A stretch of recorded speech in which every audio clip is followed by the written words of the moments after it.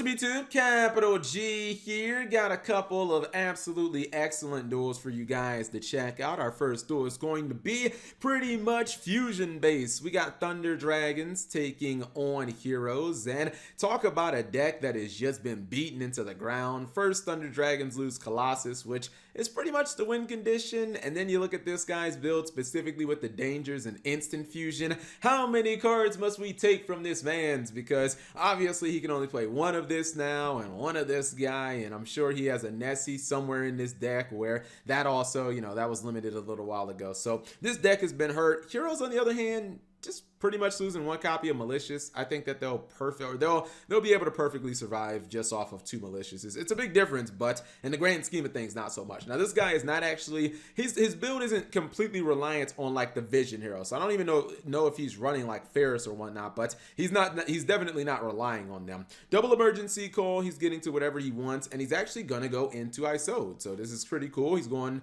for an Isode build. Usually you see when hero players go for Isode, they usually search Honest Neos, and the reason that is because you can't use Honest Neos turn 0 anyways. So if you're going to get a monster that you can search but you can't use, you might as well get Honest Neos. So I thought it was a little weird that he got the god Phoenix Gearfried. I think Honest Neos would have made a little more sense, but that's just me. It is fusion time finally, and he is going to do a good amount of fusion summoning. He's going to summon that Malicious. He is going to go for Dragoon of Red Eyes, the one fusion monster in Yu-Gi-Oh! I don't like. Konami, never print this card in Yu-Gi-Oh!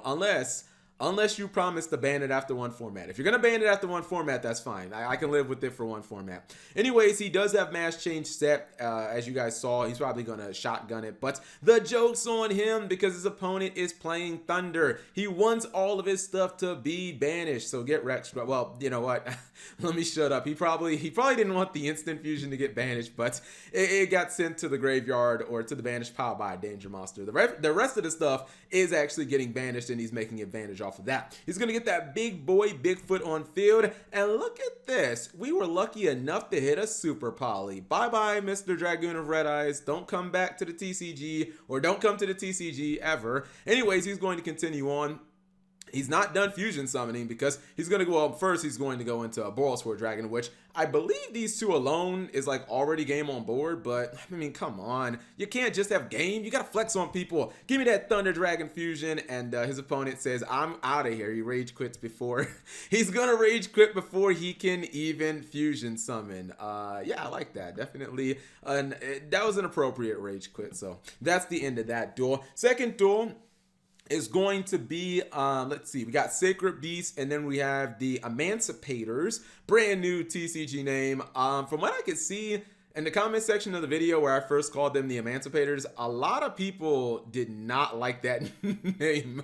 People do not like excuse me, it's not the the Adamanticators. Yeah, Adamanticators, excuse me. Yeah, people don't seem to like the Adamanticators as a name. He was lucky enough to get Quacky Mirror Guardian. I think anytime you can get Guardian, I feel like you're really lucky because, again, this does let you play through all potential hand traps, except, I guess, Infinite Impermanence, because it's not technically a trap, but he does give it up to go for Crystron, Halaquai Fry, blah, blah, blah, blah, blah. He goes for Needle Fiber, and, it's a good card. He's going to continue going off on his opponent. This is the problem with Sacred Beast. Even though, like, in his first turn, he got to draw 2 cards off Fallen Paradise, he didn't really draw anything good. Like, 1 for 1 wouldn't have done anything. It just would have gotten him another copy of Chaos Beast. He already had that, so it wouldn't have done anything. If you have the Sacred Beast Awakening, this card is amazing. It's like Skill Drain, but you have to have 2 of these guys for it to be able to do anything. If you only have 1, your opponent's going to do this to you. They're just going to walk all over your face,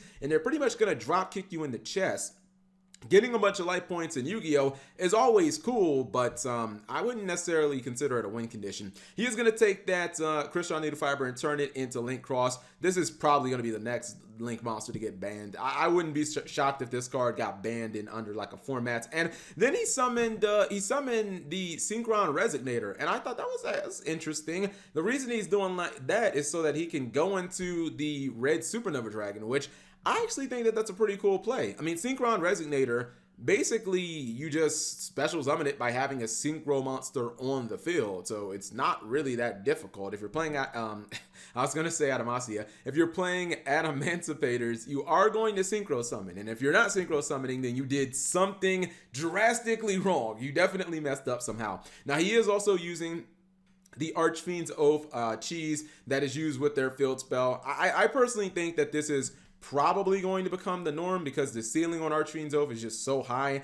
I've showed you guys the combos. Now, his opponent luckily does have 30,000 life points plus before this battle phase, but I really don't think it matters. This is why life points, you can have tons of life points, but there are so many decks that can do so much damage, and really, once you run out of cards, it's just pretty much the end. He top decks in Extravagance, and that's nice, but as long as these cards keep getting negated, as long as your board keeps getting banished when you try to summon things, I just don't feel like it's going to work out. So that is the high volatility of like Sacred Beast. They're really good if you can get Awakening and 2 Sacred Beasts turn 1. Like I think you can beat most of any deck in Yu-Gi-Oh! But if you don't open up with that kind of specifically, you're basically, I mean, it's like you might as well be playing just a whole bunch of GX era cards because you're just going to get stomped by any competent deck at that point. You can see the Adamantipator deck just kind of flexing on him at this point, going for some of the other synchro monsters that are not part of the archetype, even busting out the Wind Pegasus, adding Nister, but he knows that this game is over. His opponent can have almost 25,000 life points, but the second that this guy is gone, he's only a couple of turns away from being defeated. Anyways, hopefully you guys enjoyed those couple of duels. If you did, give the video a thumbs up so that YouTube shows this video to other people who are not just you. Thank you guys for watching. As always, subscribe if you have not already, and turn on that notification bell for daily videos.